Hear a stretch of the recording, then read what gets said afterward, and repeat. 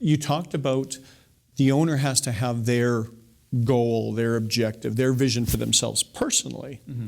How does that contrast, or maybe it does, maybe it doesn't? How does that fit vis-a-vis the team's vision, the team's goal, where the organization as a whole wants to go? How do those two have to balance against each other? Well, I think they have to be pretty closely linked. I mean, if you're the chief decision maker in the company, and your personal goals are at odds with the company's goals, that's a problem. So I think they have to be lined up, but they don't always have to be the same. I mean, if the company's goal is to be the number one in this market, but the owner knows that 3 years from now, they want to exit the company, right. You can work towards both goals, those aren't opposed. even though they're quite different. Yeah. So I think they have to be lined up, but they don't have to be the same thing. Right. Because the owner knows they've got an off-ramp. Yeah. But I know where I've had the best successes with companies I've worked with quite often is when we transform the organization so the team is really carrying 99% of the balls. Yeah. Well, that's as a leader, that's what you'd want. As an owner, that's what you'd want, so that ultimately it doesn't all fall on your shoulders.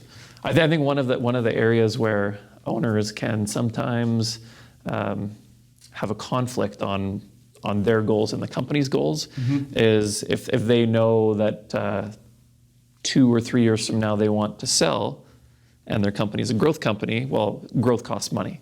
Yep. And so how do I maximize a profit? Because ultimately a company's value is a multiple of the profit usually.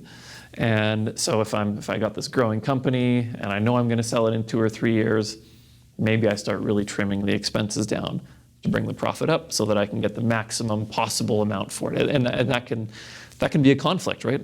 I got this growing company, our goal is to be the number one in this particular market. That's going to take investment and effort, but I'm going to sell the company, so I'm going to start laying people off, or I'm going to not actively go towards that goal anymore. And that can be a challenge. And that's a very, very delicate balancing act, because in a transaction, usually the two levers of final purchase price are the earnings and then a multiple of the earnings. Right. And in a fast growth company, often you'll get a higher multiple because there's more excitement and the future is better, so you get a little bit more of a multiple and the earnings might be lower just because you are investing in growth. And if a company is a much more steady state company, you'll get a lower multiple because they already know that the profit's been maximized and there's not that much upside. There's not the upside.